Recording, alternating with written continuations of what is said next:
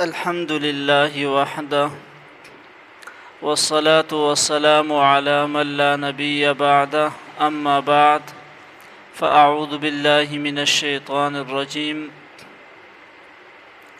بسم الله الرحمن الرحيم وإن كنتم في ريب مما نزلنا على عبدنا فأتوا بسورة من مثله وادعوا شهداءكم من دون الله إن كنتم صادقين. د سوره بقره درس روان دی. نننی درس د آیات نمبر 22 نه شروع کیږي.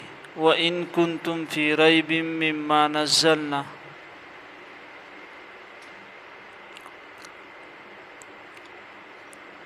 سوره بقره د مضمون په اعتبار سره سلور حصے وا. بیا اولنی حصہ دا تقسیم و سلور بابونو تا. اولنی باب تر آیات نمبر 20 پوری. بیا د آیات نمبر 20 نواخله تر آیات نمبر یو کم سلوختم پوری دویمه حصہ. په دویمه حصہ کی او پرونی درس کی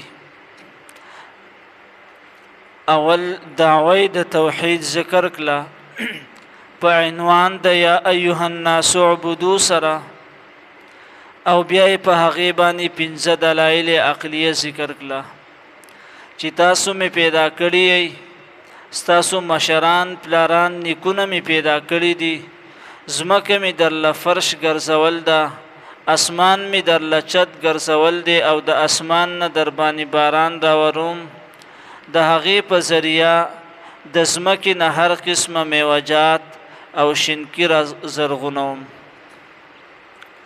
نو بیا ورپسې نتیجه ذکر کړه چې د هر څه خالق او مالک زیم، د هر څه پیدا کوونکی زیم، نو فلا تجعلوا لله اندادا، چې د الله سره تاسو شریک مه جوړوئ.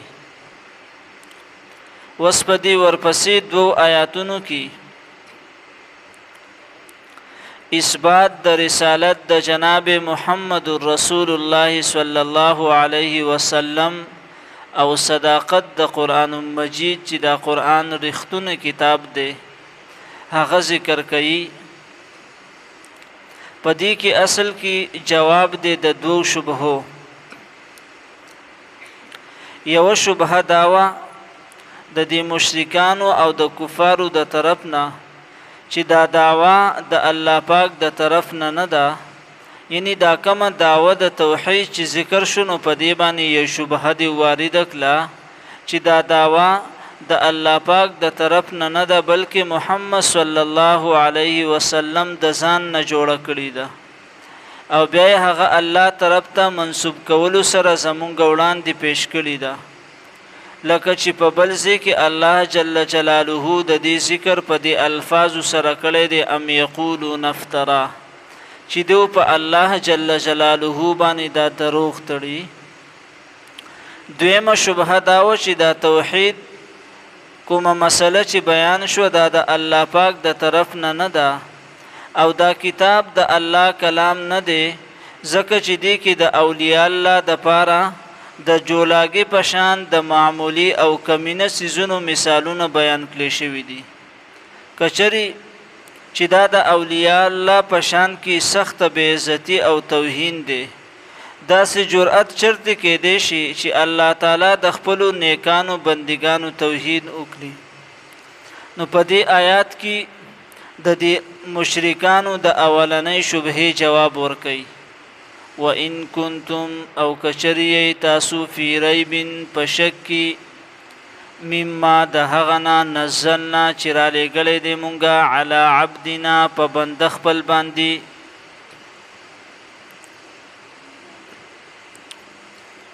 یعنی کوم څه چې مونږ په خپل بنده حضرت محمد صلی الله علیه وسلم باندې نازل کړی دي، کچری د هغه د الله پاک د طرف نه کېدو کې ستاسو څه قسم شک او شبهه وي، نو د هغه واحد علاج داده فاتو نراوړی بصورت یو صورت من مثله پشان د دې قرآن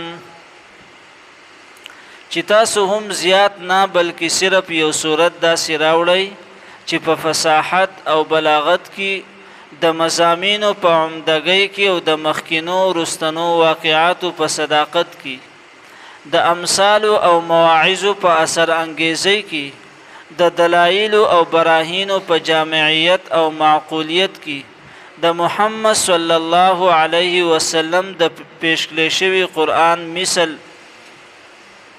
او هم رتبه وي. حضرت شیخ رحم الله به فرمایل چې د قرآن مجید معجزه کېدل دا صرف فصاحت او د بلاغت په اعتبار سره نه ده، ځکه چې د فأتو بصورت د دنیا ټولو منکرین ته چیلنج ورکړی شوی دی، خوا که هغه عربي وي که عجمي وي. د دې وجې نه چې قرآن څنګه فصاحت، بلاغت، ترکیب او د الفاظو په اعتبار سره معجز دی، نو دغه رنګې د مضامینو او د مطالبو د مخکینو او رستینو واقعاتو او د براهینو او د دلایلو وغیره په لحاظ سره هم معجز دی. نو بیا او فرمایل ودعو شهداءکم، خپل مشران را اوبلی من دون الله سوا د الله نه، ان کنتم صادقین کچری تاسو په دې خپل دعوه کې رښتونی یئ. تفسیر ابن کثیر دغه رنګي تفسیر کبیر او تفسیر معالم د دې آیات لاندې ذکر کړل چې د شهدا نه مراد د دیو هغه معبودان دي د کومو چې دیو عبادت کولو او د شا متعلق چې د دیو دا خیالو چې هغه د دیو مددگار او په سخته کې پکار راتلون کړي.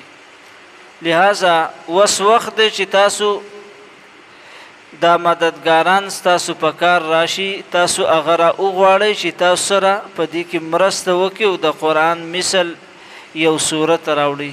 په بل ځای کې الله جل جلاله ذکر کړل دی فأتو بعشر سور مثله، یعنی لس سورتونه د دې قرآن مثل راوړئ. بیا دلته کې او فرمایل چې فأتو بسورة من مثله، که لس سورتونه نشئ راوړئ خو یو سورت راوړئ چې هغه د دې قرآن مجید په مثلی، د دې قرآن مجید په شانتی یا د رتبه او د مقام په لحاظ سره هغه د دې قرآن مجید په شانتی. مطلب دا دی چې خپل ټول امدادان را اوبلی او خپل معبودانو ته هم د امداد درخواست وکړئ او د قرآن مثل راوړئ. یعنی کچری تاسو په خپل دعوه کې رښتونی چې دا د الله کلام نه دی بلکې انساني کلام دی، نو تاسو د دې مثل جوړ کړئ او بیا یې راوړئ، ځکه چې تاسو هم اهل لسان او تاسو په خپل فصاحت او بلاغت او قادر الکلامی باندې ناس کوئ. د دین مخکې فإن لم تفعلوا ولن تفعلوا، پس کچری تاسو دا کار ونکو ولن تفعلوا او چری به هم دا کار ونکئ، نو فآمنو ایمان راوړئ. دا فآمنو دلته کې محذوف دی، یعنی کچری د قرآن مثل نشئ راوړئ او هیڅ کله به رانوړئ، نو تاسو د توحید مسله ومنئ. دا د قرآن یو بل معجزه ده چې بلا خوف او تردد دا اعلان وکړو چې تر قیامت پورې به څوک د قرآن مثل پیش نکړي شي، لکه څرنګه چې تر ننه پورې د قرآن د یو آیات مثل هم چا نه دی راوړی. او دا ناممکنه خبره ده چې ټول انسانان که راجمع شي، که پیریان راجمع شي، ټول مخلوقات راجمع شي، دی ټولو ته الله جل جلاله یو کولاو چیلنج ورکو چې د دې قرآن مجید مثل راوړی. نو ټول انسانان او مخلوقات د دین عجز شو. بیا الله او فرمایل فإن لم تفعلوا ولن تفعلوا، چې تاسو بچری هم که خپل زور او قوت او طاقت ولګوي، د خپل زور او د قوت او د طاقت او د مددګارانو باوجود به بیا هم تاسو د دې قرآن مثل را نوړئ. نو چې د قرآن مثل نشئ راوړئ، نو بیا د الله جل جلاله د طرف نشي دا کم قرآن دی او د قرآن دا کم پیغام او دعوت دی نو دا تاسو اومنئ په دې پیغمبر باندې ایمان راوړئ. ودعوا رأوبلی شهداءکم اغا خپل مشران مددگاران من دون الله سوا د الله نه ان کنتم صادقین کچری تاسو رښتونی کچری د ټولو ذریعو اختیارولو باوجود بیا هم د قرآن مثل پیش نکلی نو یقین وکئ چې قرآن د الله تعالی کلام دی او د محمد صلی الله علیه وسلم د الله پاک رښتونی پیغمبر دی. کچری اوس هم تاسو په کفر او انکار باندې قائم پاتې شئ نو ستاسو ټکانه هغه بیا جهنم دی. فاتقوا النار التي نو ویریږئ د اورنا التي هغه اور وقودها الناس چې خشاک د هغې الناسو خلق دی مشرکان دی والحجاره او کاڼي دی وعدت تیار کړی شوی دی للکافرین د پاره د کافرانو.